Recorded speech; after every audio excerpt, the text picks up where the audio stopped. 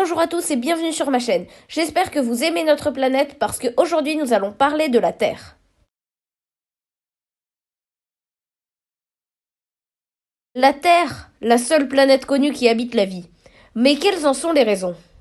Premièrement, sur Terre, on retrouve tous les atomes nécessaires pour créer les acides aminés qui composent le code génétique. Le carbone, l'hydrogène, l'oxygène, l'azote, le phosphore, le soufre, mais également le magnésium, le calcium et le potassium. Ce n'est pas la seule raison qui fait de la Terre une planète habitée, car tous ces atomes restent très présents dans l'univers. Il est donc essentiel que la température terrestre soit idéale, en moyenne 15 degrés Celsius, que soit présente une atmosphère afin que la pression soit suffisante pour que la matière reste à la surface de la Terre, un champ magnétique contre les vents solaires et la présence d'eau à l'état liquide et de gaz respirable. Bon, c'est bien beau tout ça, mais quand la vie est apparue, tous ces paramètres étaient complètement différents. L'atmosphère n'était pas encore formée, il y régnait une chaleur insupportable avec des pluies d'acide, des éruptions volcaniques, des bombardements de météorites, autant vous dire l'enfer sur Terre. Et pourtant, c'est ça qui a permis à la vie d'apparaître. Toute la matière apportée par ces cataclysmes est retombée dans les océans à peine formés pour devenir les molécules du vivant.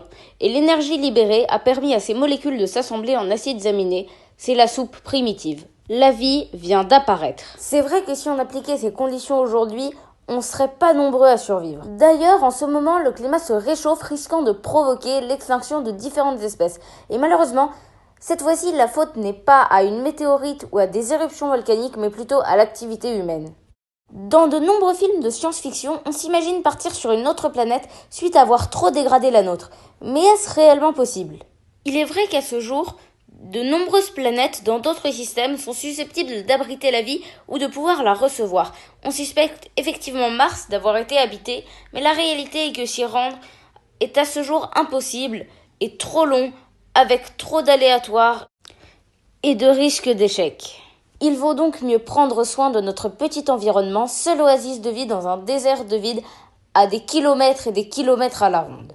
Si le scénario de la nouvelle planète peut partir à la poubelle pour nous, rien n'exclut que d'autres formes de vie ne se soient développées à la surface de ces planètes. Donc, depuis longtemps déjà, nous recherchons ces fameux extraterrestres, mais peut-être que l'idée que l'on se fait d'eux, bonhomme vert humanoïde, n'est pas tout à fait la bonne. Premièrement parce que notre existence est le fruit d'environ 3,5 milliards d'années d'évolution, et qu'il est peu probable que si une autre forme de vie existait, elle se soit développée de la même manière. Et également car il n'est pas garanti que la vie ailleurs ait les mêmes propriétés que sur Terre. Peut-être que si jusqu'à maintenant nous n'avons pas trouvé la vie hors de notre planète, c'est car nous sommes aveuglés par notre propre conception du vivant. L'homme a aussi essayé de créer la vie en laboratoire, mais jamais nous ne sommes parvenus à créer plus de quelques acides aminés. La vidéo touche à sa fin, mais elle nous rappelle que nous ne sommes pas grand-chose dans l'univers, mais ensemble, nous accomplissons beaucoup et de grandes choses. Bon, j'espère que la vidéo vous a plu, n'hésitez pas à vous abonner et à liker, partagez votre avis dans les commentaires, mais restez courtois. Et sur ce, bonne journée à tous et à la prochaine fois.